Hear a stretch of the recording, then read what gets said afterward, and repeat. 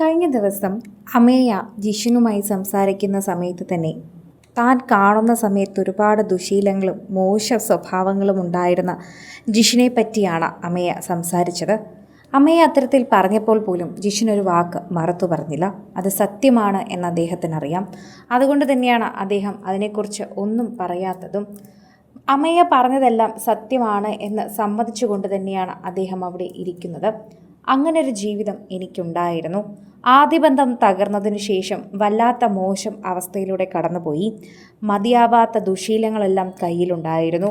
ഒരുപാട് ദുശീലങ്ങൾ എന്ന് എടുത്തു പറയണം. അതെല്ലാം മാറിയത് അമേയ വന്നതിന് ശേഷമാണ്.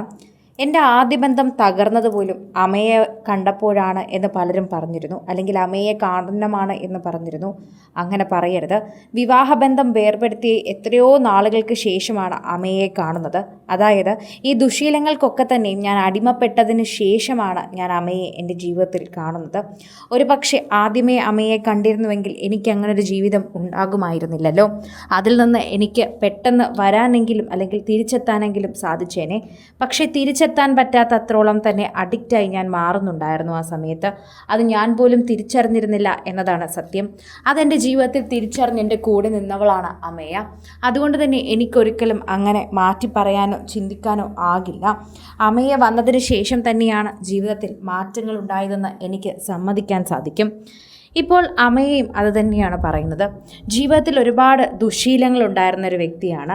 ഒരുപാട് എന്ന് വെറുതെ പറഞ്ഞാൽ പോരാ, നിങ്ങൾക്കൊക്കെ ഊഹിക്കാൻ പറ്റുന്നതിലും അപ്പുറം. ഇനി ഇതിനെക്കുറിച്ച് കഥകളൊക്കെ അടിച്ചിറക്കുമായിരിക്കും. പക്ഷേ എന്തൊക്കെ തന്നെയാണെങ്കിലും അത് സമ്മതിച്ചേ മതിയാകൂ. ഒരുപാട് പ്രശ്നങ്ങൾ ഉണ്ടായിരുന്നു. അദ്ദേഹത്തിനെ സംബന്ധിച്ച് പ്രശ്നങ്ങൾ മാത്രമായിരുന്നു ആദ്യമൊക്കെ ഉണ്ടായിരുന്നത്. ആദ്യമൊക്കെ ഞാനും കരുതി എന്താണ് ഇദ്ദേഹത്തിൻ്റെ പ്രശ്നമെന്ന്. ഞാൻ കാണുന്ന സമയത്ത് അദ്ദേഹത്തിനെക്കുറിച്ച് അത്ര നല്ല വാക്കുകളായിരുന്നില്ല എല്ലാവരും പറഞ്ഞിരുന്നത്. മോശം വാക്കുകളും പറയുന്നുണ്ടായിരുന്നു. സോഷ്യൽ മീഡിയയിൽ എല്ലാവരും അത് ഏറ്റെടുക്കുകയും ചെയ്യുന്നുണ്ടായിരുന്നു. ഓരോ തവണയും പ്രേക്ഷകർ അത്തരത്തിൽ വാർത്തകൾ കൊണ്ട് പറയുകയും ചെയ്യുന്നത് പോലെ തന്നെ പ്രേക്ഷകരുടെ ഇരട്ടി സ്നേഹം ലഭിച്ചുകൊണ്ടിരുന്നൊരു താരം കൂടിയാണിത്. ഓരോ തവണയും ആരാധകരുടെ സ്നേഹം വളരെയധികം പ്രതീക്ഷകളോടെയാണ് കാണുന്നത്. പ്രേക്ഷകരുടെ സ്നേഹം മനസ്സിലാക്കി തന്നെയാണ് നിൽക്കുന്നത്.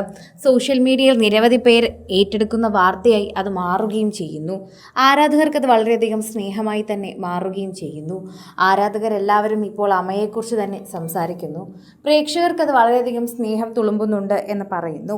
ആരാധകരും അതുപോലെ തന്നെയാണ് പറയുന്നത്. ആരാധകരുടെ സ്നേഹം വളരെയധികം തന്നെ ലഭിക്കുന്നതും അത്തരത്തിൽ തന്നെയാണ് എന്നുകൂടി പറയാം. ആരാധകർക്ക് വളരെയധികം സ്നേഹത്തോടെ പറയാൻ പറ്റുന്നുണ്ട് അമയ ജിഷിനെ പൊന്നുപോലെ നോക്കുന്നുണ്ടെന്ന്. അമയ അങ്ങനെ തന്നെ കാര്യമായി തന്നെയാണ് ജിഷിനെ നോക്കുന്നത്. അത്രയേറെ സ്നേഹത്തോടെ തന്നെയാണ് അവർ സംസാരിക്കുന്നത്. ആ സംസാരം തന്നെ നമുക്ക് മനസ്സിലാവുകയും അവരുടെ സ്നേഹബന്ധം തന്നെ എത്ര ദൃഢമാണെന്ന് മനസ്സിലാവുകയും ചെയ്യുന്നു. കൂടുതൽ സിനിമ, സീരിയൽ, ചാനൽ വാർത്തകൾക്കും നിങ്ങളുടെ പ്രിയപ്പെട്ട താരങ്ങളുടെ എക്സ്ക്ലൂസീവ് അഭിമുഖങ്ങൾക്കുമായി സബ്സ്ക്രൈബ് ചെയ്യാൻ മറക്കല്ലേ.